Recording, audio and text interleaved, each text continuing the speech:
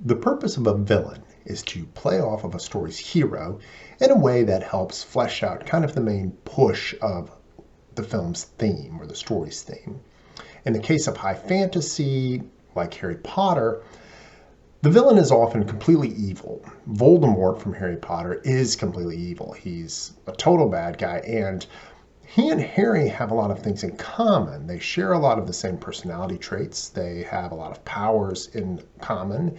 And that means that the difference has to come in what they do with that. So it's the choices that they make that shows us what's different about them and what matters. We've all got both light and dark inside us.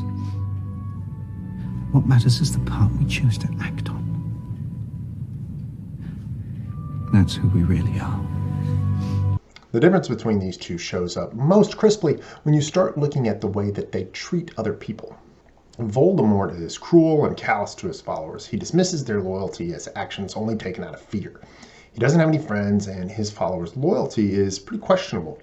Harry, on the other hand, is a pretty sharp contrast. By the time we reach the end of the tale, Harry has built a legacy that's reliant on his friends. Voldemort's legacy is based on fear, and while fear can certainly motivate, it can't create loyalty like the bonds that Harry has.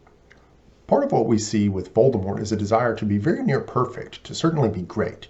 It's similar to what we see with Andrew in the film Whiplash. There's this desire to be one of the greats or to achieve greatness, and Voldemort's younger self definitely has that. I fashioned myself a new name, a name I knew wizards everywhere would one day fear to speak when I became the greatest sorcerer in the world. All of the choices he makes, all of the scheming he does, is all driven towards that ultimate goal of greatness through accumulating power. The great conflict between the hero and the villain in these stories shows up in their choices. Tom, who becomes Voldemort, chooses to stand alone on that path. The story that he leaves behind goes from loneliness to deeper loneliness as he chooses power over everything else. Harry's story, on the other hand, is one in which he builds relationships of trust. He shows loyalty and love to those who are close to him. In the end, Voldemort's loss hinges on this difference. Harry and the others work together to bring the Dark Lord down. Some of the best stories out there remind us of very deep human truths. There are certainly people who can do great things on their own and get pretty far, but for most of us, and probably even for them at the end of the day, you're going to need other people. We need to rely on our friends, our families, our colleagues, our coworkers, and in those relationships is where we find the most success, and that's where we build the best legacies. The final scene in the films shows this really well.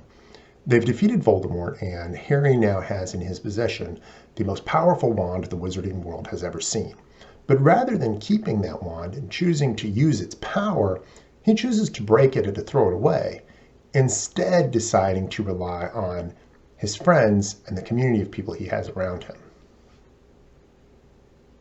It's the final note in the story and highlights the importance of the difference between how the hero and how the villain go about things. So the question that we are all left with is, when we are on the path to building our own legacy, what are those points when we need to choose the people over the power, when we need to choose love over the lust for legacy?